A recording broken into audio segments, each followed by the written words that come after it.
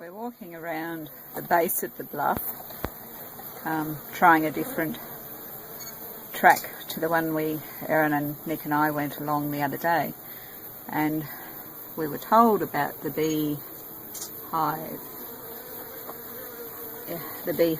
around the base, and this is one of the larger ones here.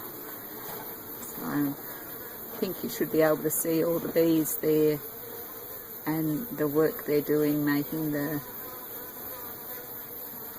cell structures. There's a few around.